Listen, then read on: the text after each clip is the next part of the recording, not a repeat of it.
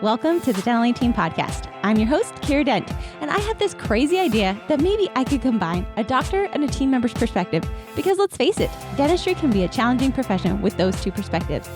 I've been a dental assistant, treatment coordinator, scheduler, biller, office manager, regional manager, practice owner, and I have a team of traveling consultants where we have traveled to over 165 different offices coaching teams. Yep, we don't just understand you, we are you. Our mission is to positively impact the world of dental, and I believe that this podcast is the greatest way I can help elevate teams, grow VIP experiences, reduce stress, and create A-teams. Welcome to the Dental Team Podcast. Hello, Dental Team listeners. This is Kiera, and I'm so excited. I love to do podcasts. I love to just connect with you. We have actually been having some of you sign up this month, and I'm so excited. Welcome, welcome, welcome. We still have about 5 more spots for Platinum for the end of the year, but 5 of them are already gone, and I'm just super honored to have you guys joining us. And I think my most favorite part this month and talking to you guys is hearing about how you're going on this podcast journey. Most of the people joining our team and our family are podcast listeners. We have some from Google. Welcome. Those of you who aren't as new or haven't been with us as long. But really, it's just been fun for me to hear all of these different people listening to the podcast and going on a journey with us, and to hear that you guys are doing the book clubs and that you're buying the books and that you are having fun sharing this with your team. And we just had a new client email me and she said, Kiera, this is such a fun fangirling moment. And I started with the 4 Agreements book club with you and your team, and then I had my team do it, and I use that on all of my life. And just to hear the podcast family's lives changing and to be growing and to be morphing and to know that you're coming along this journey with me. So definitely just want to give a shout out to that client. Welcome. We're so happy to have you as part of our family. And for all of you listening, don't let this year run out. Dental Team's fees are going up in January, and we are changing and we are going in a different direction. So if you wanted that one-on-one consulting, I would definitely encourage, without giving away all of our cards, that if you want that one-on-one, you want people to custom coach you in your practice, to definitely reach out, hello@thedentalteam.com, or just click that book a call. I'm doing a lot of the calls, so I get to meet you. So if nothing else, hey, let's just say hello and let's see if we're a good fit for each other. So definitely would love to work with you guys and to just have you be a part of my life. It's really fun to have our clients because you become a part of my life. We have a monthly doctor think tank, and it's truly my favorite call of the month. It's the first Tuesday of every month, and to meet our doctors and to meet our team members that are a part of our Dental Team family. We call it the after party. So we always do like really fun content.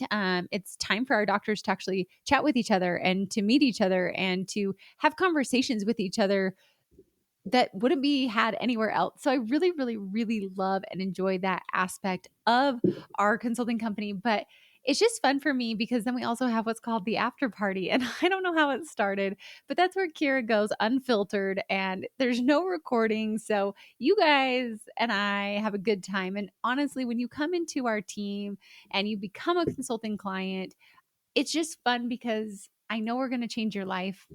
I know you're going to have a year that you never expected. I know that you are going to have more freedom and higher numbers and higher collections. Like we have a client who I remember chatting with her when she signed up, and she didn't think that she was cut out for consulting. And she didn't feel like she'd worked with other consultants in the past, and she just did not feel like she was qualified for it or that she could actually have help.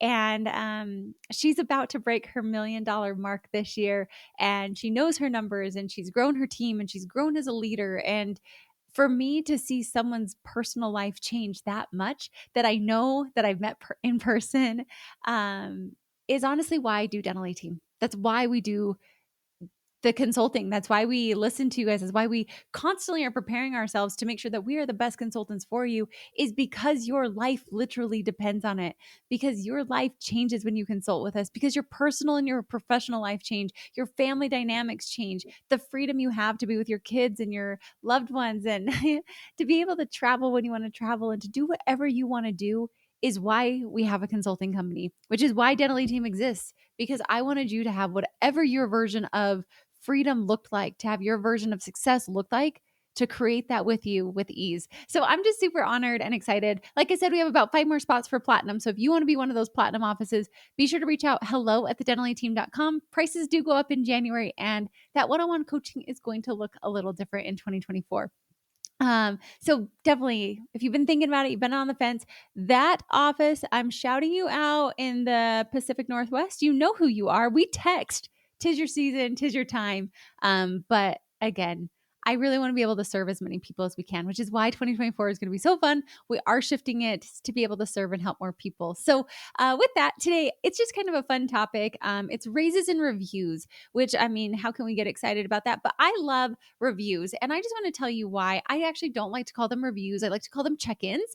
And I also don't have a set time that I do raises. So I think there's two different ways that practices can do this. And I'll give you the two ways I've seen, and then I'll give you Kiera Dent's model. And then you guys can just rock and roll and do whatever you want to do with it. So on that, what I do is for raises and reviews, every single month we do what's called a check-in. And I really like that instead of a review. A review feels so stressful. But in December, I actually do more of a set review, if you will. But I'm not looking for a review of performance per se. And this is Kira's model. You guys can definitely do it way more corporate. This is my model. And I think it's because I want to know my people as people. And maybe there will come a time that I am more corporate and do more formal reviews, but I want my check-ins to be about their personal and their professional journey. I want to know, how are they doing as a person? I want to know what's lighting their fire. I want to know where they want to go for their next year. So in December, so this will be happening. It's on our calendar. In December, I do a formal review with our team. It's still on their check-in, but I go through and I check to see how are they doing in their position. Let's go through all their KPIs. Let's look at their client load. Let's look at sales and marketing, like whatever they've got. Let's look at our operations. And I want to see how they're doing in their position. And what did they do really, really well this year? And what did they need to improve upon? I have them fill it in first, and then I come in and I also have things to share with them. Then I also want to look at their personal and what did they do really well in their personal life? What were some of the highlights? What were some of the wins? What were some of those things? And luckily this year, I had all of them set goals last year. And so we're able to look back a year later and see how did they do? How did they do really well? What are they going to change? And then also I have each of them set up a word for their year. And so all of my team had a word. Like Dana, hers was connection this year. And Britt was confidence. And Shelby was growth. And my word was joy. And so each of us have a word. And just to find out, how was that? What was their experience with it this last year? And giving them true feedback. And from that feedback, we then set the next year's goals personally, professionally, and choose a word for them. So that's my more formal review, but I do not associate reviews with raises. And the reason why is because I don't want it to be something where we're on our best behavior during that time. But I want it to be something where when you're going above and beyond, when you've gone beyond, and we have it broken down. So we have our job descriptions made up to where it's beginning, middle, and advanced. So they can see, how do I go? And I recommend this for your practices. So like a dental assistant and a treatment coordinator, an office manager, what is that growth tier? And we do this with a lot of our clients. So there's actually a tier. Like shout out to the office that we coached and we came up with this with them. Loved this idea. I thought was brilliant, is really having it set up so that way they know. So that way the raises aren't a constant thing. Because me as an employer, one, I don't enjoy ever having to look and see, all right, what is this? What do I need to do for this? Every time they come and talk to me, they're going to want to raise. And for team members to always wonder, when am I going to get a raise? When are people going to notice what I'm doing? That can also be stressful. So helping people say, full transparency, Dental Team has this kind of, we need to get better at this because I do feel like it's unfair. And with new positions that I've never hired, it is tricky. So that's one of the benefits I think working with us is we do have the experience of what should you be paying your dental assistants? What should you be able to expect? And for every position, and then what are those tiers? So we've actually created that for every position within the practice. We share that with our offices. So it just kind of cuts out that question mark and then really making sure you are paying your employees the best, but that way they know. So on these reviews, you can check in, like, where are we at? And have you mastered these tasks to be able to move on to the next level to qualify for that raise? So I think that really can cut out that raise question mark of when do I give raises and how much, but always, always, always make sure that you are within that like 30% of your total collections is your payroll. Now, there is a question of, but what if I need to hire these people? What if I need to give raises? Like Kiera, we've got like a economy right now where people like inflation, things are going higher. I don't want to lose my team because honestly, team turnover is the most expensive cost on a company. And the answer for you is sometimes you have to do a 3 to 6 month stretch is what I look at. And I'm doing it right now. So this is Kiera speaking real life right now. But a 3 to 6 month stretch where I know my overhead's actually going to look like junk. I know that, but I've planned for it and I can reinvest into the business. So I have a timeline, a finite timeline of 6 months. This is how much I'm going to invest in every single month, knowing that as I onboard, train, and bring people in, or I give those raises, that I could then be able to I would be able to afford it in 6 months, because sometimes we have to hire outside of that 30%. Sometimes we do need to give the raises, but I also need to look at the production and the collections to see what would offset that. So really for you guys, just kind of looking at that and seeing how could we do this a little differently? What do I need it to be? I know a lot of my clients right now are actually projecting into next year of, I want to do these raises. This is what I'm projected at. Figure out the production, figure out the collection, but then the raises can come on the one-on-ones. It can come from those tiers like I mentioned before, but really finding a different way for you to raise your team and have it set. But then, like, I knew as a dental assistant, I tapped out and this was the max I was going to make. Maybe there's a way that we could bonus them on certain areas, but really there should be a ceiling for the positions. For hygienists, this is the ceiling. And we're always going to pay within industry standards, and we're going to be one of the highest paying offices in our area. So kind of doing that search every year, you can have your office manager do this, where in January, we go check what are the ads, maybe in June as well. What are the ads? What are people paying for these positions? Because we always want to be in the highest tier of that. But then making sure that what they're doing and what they're producing and the skills that they're doing really do qualify for that raise. And then I am generous. Like, let's do surprises and delights. When people are doing an awesome job, bonus them, give them those nice raises, do the things for them that really truly are showing them how much you care and appreciate. So really going through those reviews. I do a formal review every single at the end of the year. More of that, like, let's set the goals personally and professionally. Let's choose that word for you. And then every single month I just do a check-in. And really that time is for me to see how my team's doing. And this time around, I we actually just did them today, so it's pretty relevant. I said, and I don't get on them. So as an owner, I actually get on them hopefully once a quarter. I used to do all of them myself, but now I just do once a quarter is usually when I get on them. But today I changed it up. So a question I ask in all of our check-ins is, on a scale of 1 to 10, what is your happiness level with your job? And it actually gives me a good baseline. Sometimes I get a 6, sometimes I get a 7, sometimes I get a 9.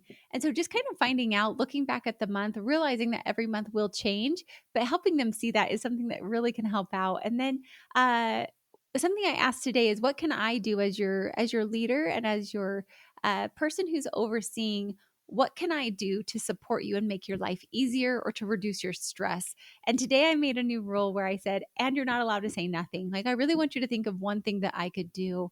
Because if I can hear that and I can get that feedback from them, I can reduce the burnout. I can minimize the turnover. I can really ask the questions. And I think when you build that bond with your team, that they know you genuinely are listening to them, that you're genuinely asking the questions, you're getting temperature checks on your whole team. So I feel like that's the point of a review. That's the point of a raise. That's how I do it. Others are more formal. So the other side of this is, some people at the end of the year do raises, or on anniversary marks, they will do raises. For me, that always felt stressful. It also felt like, why are they just getting a raise just because? I felt like if they're doing their job and we're paying them a fair rate, I don't feel like I need to constantly do raises, because I didn't like feeling that way as an employee. I didn't like feeling that way as an employer. So my whole team knows I don't do set raises. Your raises will always come as you deliver more value to the team and to the company. I check in with you every single month, and I'm constantly asking them, how are you adding more value to the company? That's a question I ask on our check-ins. How are you adding more value to the company? What are you looking for to grow our company forward? And that's really what's going to move these people forward.